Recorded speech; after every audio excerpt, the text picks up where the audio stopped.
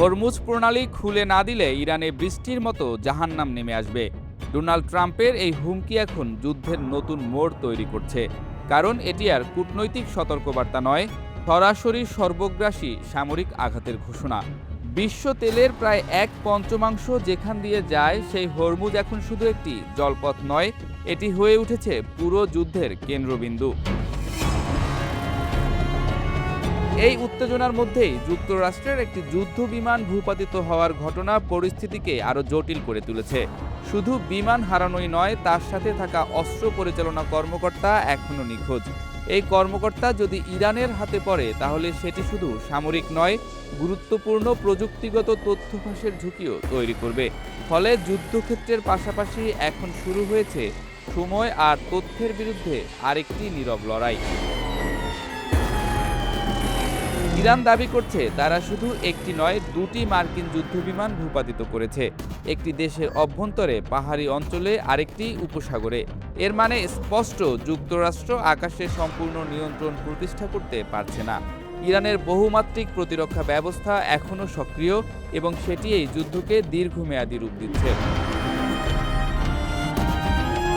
অন্যদিকে যুক্তরাষ্ট্র ও ইসরায়েল এখন সরাসরি ইরানের অর্থনীতির উপর আঘাত করছে। খুজেস্তানের পেট্রোকেমিক্যাল স্থাপনায় হামলা এবং বুশেহর পারমাণবিক স্থাপনায় আঘাত, এগুলো শুধু সামরিক টার্গেট না, বরং ইরানের অর্থনৈতিক ও কৌশলগত ভিত্তিকে দুর্বল করার চেষ্টা। কিন্তু এই ধরনের হামলা যুদ্ধের সীমা আরও বাড়িয়ে দিচ্ছে, কারণ পারমাণবিক স্থাপনায় আঘাত আন্তর্জাতিকভাবে অত্যন্ত সংবেদনশীল। এর জবাবে ইরান যুদ্ধকে এক ধাপ এগিয়ে নিয়ে গেছে। এবার তারা সরাসরি যুক্তরাষ্ট্রের মিত্রদের টার্গেট করছে। সংযুক্ত আরব আমিরাতে 23টি ব্যালিস্টিক মিসাইল ও 56টি ড্রোন হামলা চালিয়ে তারা দেখিয়ে দিয়েছে এই যুদ্ধ আর সীমাবদ্ধ থাকবে না। এটি এখন পুরো অঞ্চলে ছড়িয়ে পড়ছে, যেখানে প্রতিটি দেশ সম্ভাব্য লক্ষ্যবস্তু। একদিকে মার্কিন যুদ্ধবিমান ভূপাতিত হচ্ছে, নিখোঁজ অস্ত্র কর্মকর্তাকে ঘিরে আলাদা চাপ তৈরি হচ্ছে। অন্যদিকে খুজেস্তানের পেট্রোকেমিক্যাল প্লান্ট, বুশেহের মতো অতি সংবেদনশীল স্থাপনায় হামলা দেখিয়ে দিচ্ছে এই লড়াই এখন সরাসরি প্রতিপক্ষের যুদ্ধ ক্ষমতা নয়, তার অর্থনৈতিক শিরা, কৌশলগত গভীরতা এবং মানসিক সহনশীলতাকেও টার্গেট করছে। সবচেয়ে উদ্বেগজনক দিক হলো প্রতিটি পক্ষ এখন নিজ নিজ ভাষায় নিয়ন্ত্রণে আছে বললেও যুদ্ধের বাস্তবতা অন্য কথা বলছে।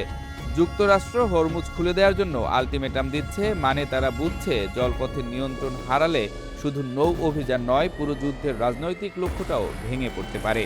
ইরান আবার দেখাচ্ছে তারা সরাসরি মার্কিন ভূখণ্ডে না গিয়ে মিত্ররাষ্ট্র, ঘাঁটি, জ্বালানি রুট এবং আঞ্চলিক সাপোর্ট নেটওয়ার্ককে আঘাত করতে পারে। এখানে সবচেয়ে বড় সামরিক সত্যটি হলো এই যুদ্ধ যুক্তরাষ্ট্রের জন্য জয়ের বদলে ধীরে ধীরে হতাশা আর গ্লানিতে রূপ নিচ্ছে। যত দিন যাচ্ছে প্রতিটি আক্রমণের সাথে নতুন প্রশ্ন যোগ হচ্ছে, পাল্টা জবাব কোথায় আসবে, আকাশে, সাগরে না উপসাগরীয় মিত্রদের মাটিতে। হরমুজকে ঘিরে এই লড়াই তাই শুধু তেলের না, সময়েরও।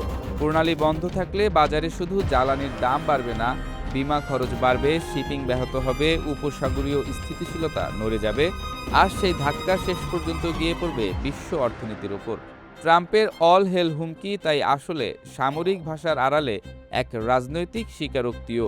হরমুজ খুলতে না পারলে যুদ্ধক্ষেত্রের সাফল্য দিয়েও কৌশলগত বিজয় দাবি করা কঠিন।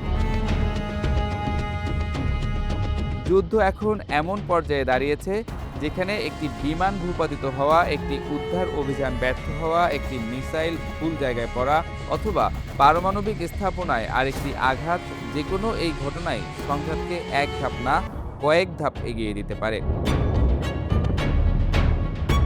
বিশ্লেষকরা বলছেন এই মুহূর্তে যুদ্ধের সবচেয়ে নির্মম সত্যটি হলো এটি আর কারো একক নিয়ন্ত্রণে নেই।